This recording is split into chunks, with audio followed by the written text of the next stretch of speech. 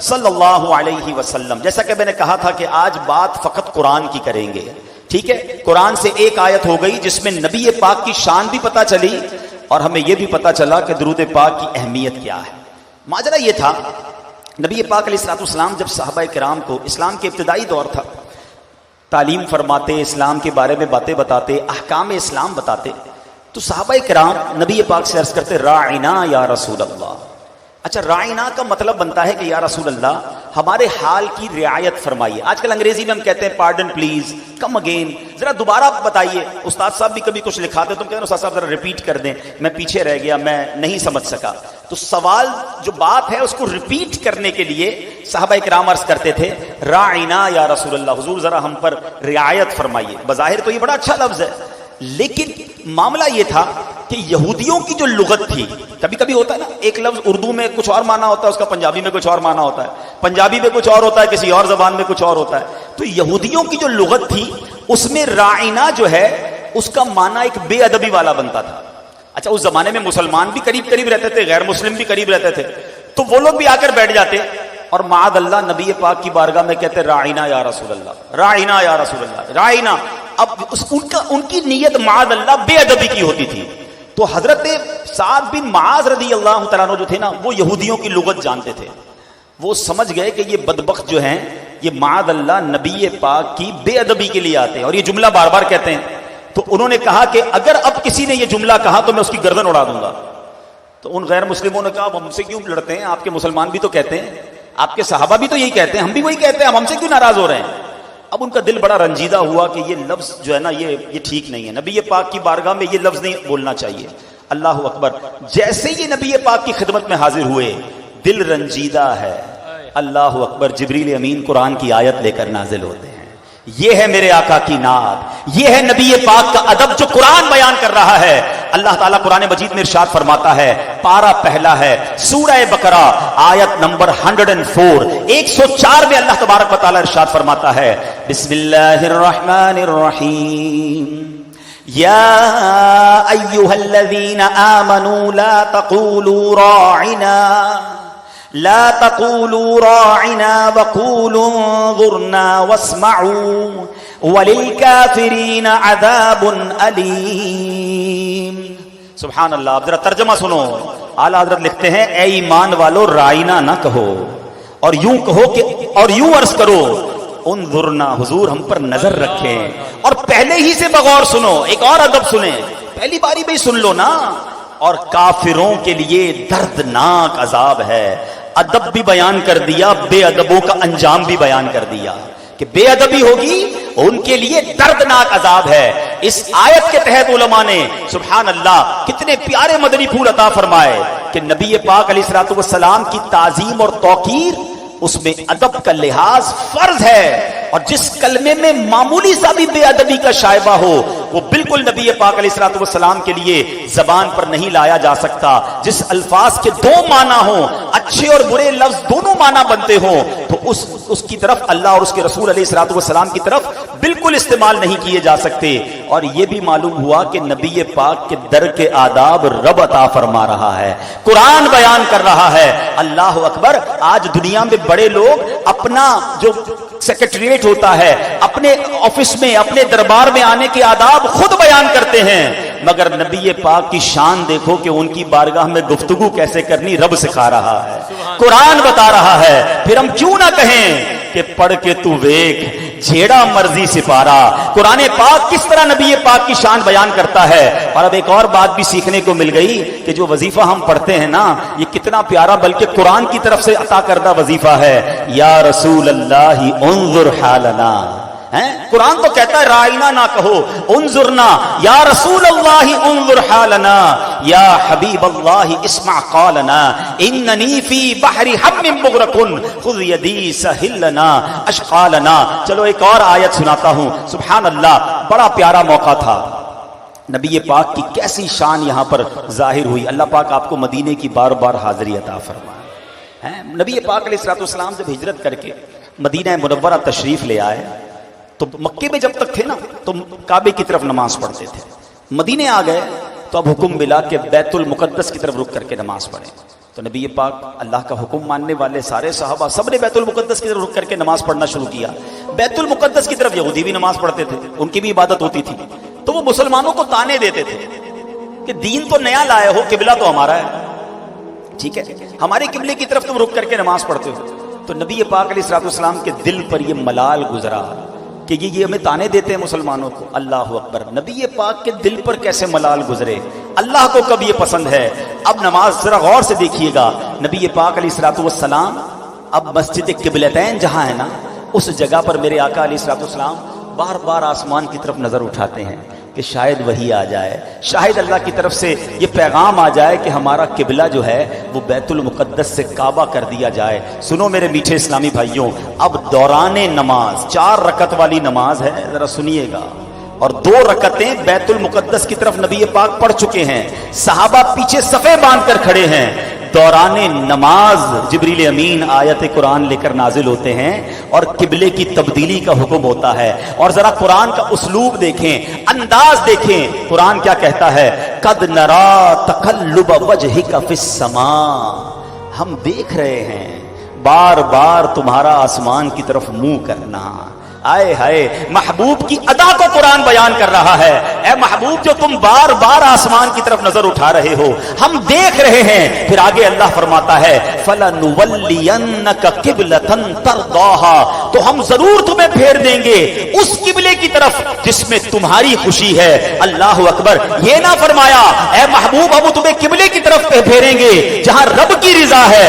اے محبوب, جدھر تم چاہتے ہو ادھر ہی قبلہ بنا دیا جائے گا. اب پھر دہرانے نمازی اس آیت کا اگلا حصہ سنیں, فَوَلِّ وَجْهَكَ شَطْرَ الْمَسْجِدِ الْحَرَامِ, اب ابھی اپنا منہ پھیر دو مسجد حرام کی طرف. اللہ اکبر, سوال ذہن میں پیدا ہو سکتا ہے, جناب یہ آیت یا تو نماز سے پہلے آ جاتی یا نماز کے بعد آ جاتی. پہلے آتی تو پیارے آقا سب صحابہ کو بیان کر دیتے کہ سنو قرآن نازل ہو گیا ہے, اب آج سے ہمارا قبلہ کعبہ ہے, اب بیت المقدس کی طرف رک کر کے نماز نہیں پڑھنا. نہیں جناب, دہرانے نماز آتی ہے, اور سبحان اللہ میرے آقا نماز کے دوران ہی اپنا رخ کعبے کی طرف پھیر دیتے ہیں. اب ذرا تصور کیجئے, امام نماز پڑھا رہا ہو, مقتدی کی صفیں ہوں. اچھا یہ کوئی 5-10 ڈگری کا فرق نہیں تھا کہ امام صاحب یوں پڑھ رہے ہیں, تھوڑا سا رائٹ ہو گئے, یہ تھوڑا سا لیفٹ ہو گئے. نہیں جناب, یہ 180 ڈگری کا اباؤٹ ٹرن تھا. یعنی اگر ادھر بیت المقدس ہے تو ادھر کعبہ تھا. نبی پاک نے رخ تبدیل کیا. ارے امام کیسا تھا, مقتدی کیسے تھے, صحابہ میں کسی نے سوال نہیں کیا کہ حضور یہ کیا کر رہے ہیں. سارے صحابہ نے دوران نماز ہی رخ تبدیل کر دیا. یہ وفاداری دیکھیں, کہ اطاعت دیکھیں, کوئی چوں چرا نہیں, کوئی کوشچن نہیں, سب نے رخ تبدیل کر دیا. سبحان اللہ. اے میرے میٹھے اسلامی بھائیوں, یہ ہے میرے آقا علیہ الصلوۃ والسلام کی شان کہ نبی پاک کی خوشی کی خاطر جو ہے مسلمانوں کا قبلہ بھی کعبہ کر دیا گیا. پھر کیوں نہ میرے اعلیٰ حضرت لکھیں کہ خدا کی رضا چاہتے ہیں دو عالم, خدا چاہتا ہے رضائے محمد. سبحان اللہ. زہے عزت و اعتلائے محمد کہ ہے عرش حق زیر پائے محمد. سبحان اللہ. تو میرے میٹھے اسلامی بھائیوں, اب پتا چلا کہ قرآن پڑھتے جائیں. اصل بات یہ ہے ہم قرآن پڑھتے نہیں ہیں, ہم قرآن سمجھتے نہیں ہیں. اس بنا پر ہم قرآن کو سمجھتے نہیں, اس لیے ہمیں معلومات نہیں ہے. اب چونکہ وقت مختصر ہے, میں ایک چھوٹا سا جائزہ پیش کر کے اپنی گفتگو کو ختم کرتا ہوں. آپ کا ایمان تازہ ہو جائے گا کہ کہاں کہاں میرے رب نے اپنے حبیب کا ذکر قرآن میں کس پیارے انداز میں کیا ہے. مگر ساتھ آپ نے سبحان اللہ کہتے رہنا ہے. سورہ فتح آیت نمبر 29 میں اللہ تبارک و تعالیٰ نے آپ علیہ الصلوۃ والسلام کو محمد الرسول اللہ فرمایا. سورہ آل عمران آیت نمبر 33 میں آپ علیہ الصلوۃ والسلام کو مصطفیٰ قرار دیا. سورہ آل عمران آیت نمبر 179 میں مجتبی فرمایا. سورہ جن آیت نمبر 27 میں آپ کو مرتضیٰ کے لقب سے یاد فرمایا. سورہ بنی اسرائیل آیت نمبر 1 میں عبد کامل. سورہ مائدہ آیت نمبر 15 میں آپ کو نور فرمایا گیا. سورہ نساء آیت نمبر 174 میں برہان یعنی واضح دلیل فرمایا. سورہ احزاب آیت نمبر 40 میں آپ کو خاتم النبیین فرمایا. سورہ احزاب آیت نمبر 45 میں شاہد یعنی حاضر و ناظر، سراجم منیر یعنی چمکتا ہوا سورج، اور داعی اللہ یعنی اللہ پاک کی طرف بلانے والا فرمایا۔ سورہ یاسین آیت نمبر 1 میں آپ کو یاسین، سورہ طٰہٰ آیت نمبر 1 میں طٰہٰ فرمایا گیا، سورہ بقرہ آیت نمبر 119 میں بشیر یعنی خوشخبری سنانے والا، نذیر یعنی ڈر سنانے والا فرمایا گیا، سورہ مزمل آیت نمبر 1 میں آپ کو مزمل، سورہ مدثر آیت نمبر 1 میں مدثر فرمایا گیا، سورہ آل عمران آیت نمبر 164 میں اللہ پاک نے مومنین پر آپ کو اپنا احسان فرمایا، سورہ انبیاء آیت نمبر 160 میں آپ کو تمام عالمین کے لیے رحمت فرمایا، سورہ قلم آیت نمبر 4 میں آپ کو صاحب خلق عظیم فرمایا، تو سورہ بنی اسرائیل آیت نمبر 1 میں صاحب معراج فرمایا، سورہ بقرہ آیت نمبر 33 میں دعائے ابراہیمی، سورہ صاف میں آیت نمبر 6 میں بشارت عیسیٰ فرمایا، اور سورہ کوثر آیت نمبر 1 میں صاحب کوثر فرمایا۔ سبحان اللہ، سبحان میں کیوں نہ کہوں اے رضا خود صاحب قرآن ہے، مداح حضور، تم مجھ سے کب ممکن ہے پھر مدحت رسول اللہ۔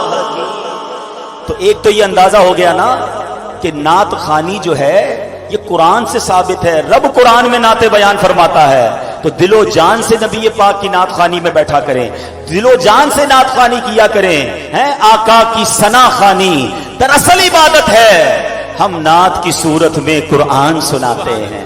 اب یہاں میں اپنے بیان کو اختتام کرتے ہوئے ایک پیغام یہ بھی دینا چاہوں گا، کتنی پیاری باتیں قرآن سے سیکھنے کو ملی، میں نے بہت مختصر کیا بیان، اور بہت ساری آیتیں ہیں، تو قرآن سے محبت کر لو، قرآن سے دوستی کر لو۔ نبی پاک کے دور میں کئی معجزات کا ظہور ہوا، صحابہ ان معجزات کو دیکھتے رہے، کئی لوگ معجزات کو دیکھ کر ایمان لائے۔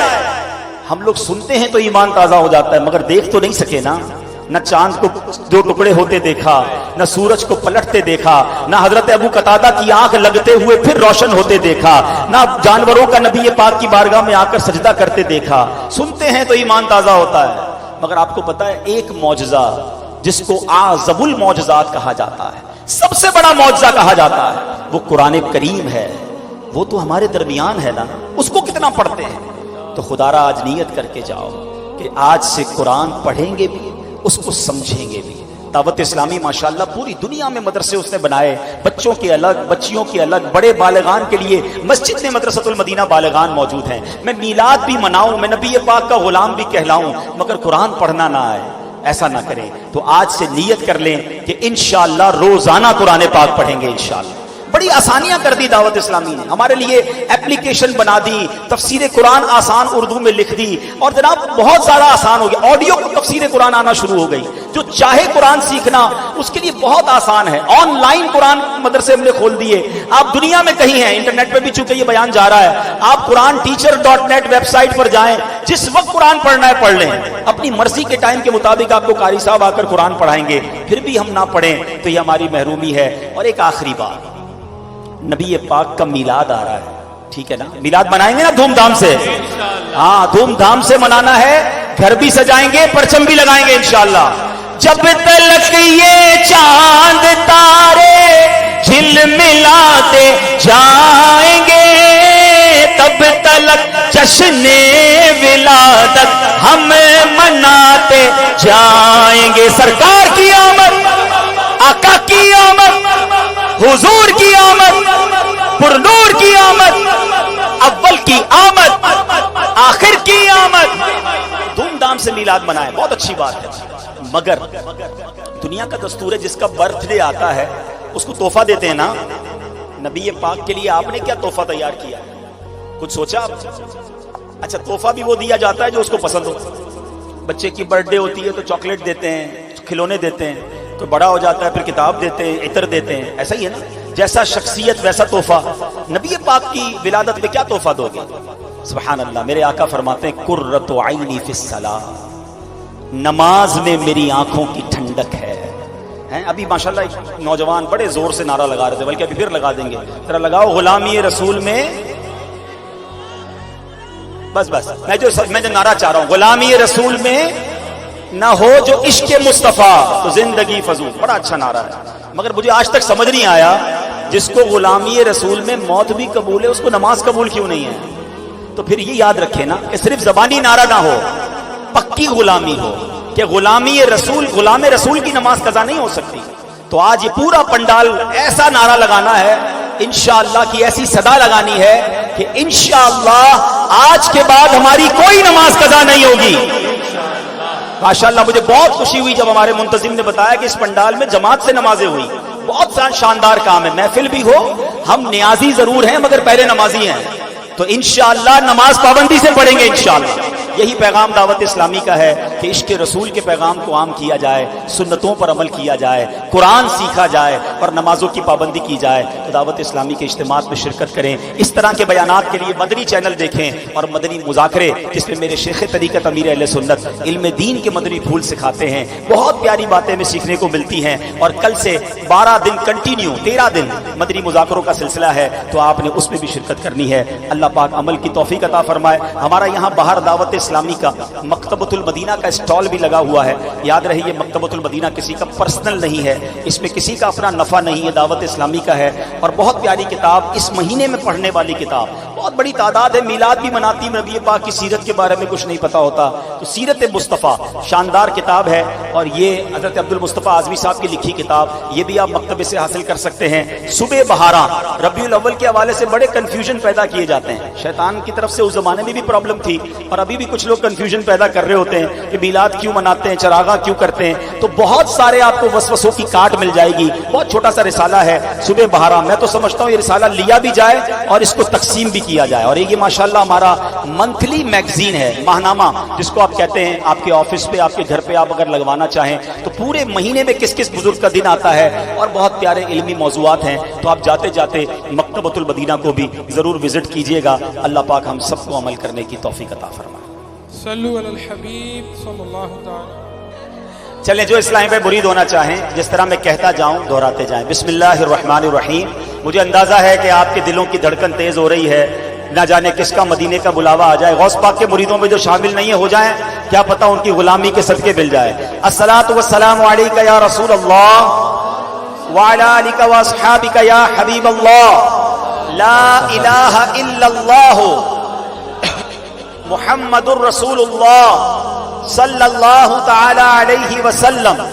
توبہ کرتا ہوں میں اپنے تمام پچھلے گناہوں سے اور وعدہ کرتا ہوں میں کہ آئندہ شریعت پر چلوں گا.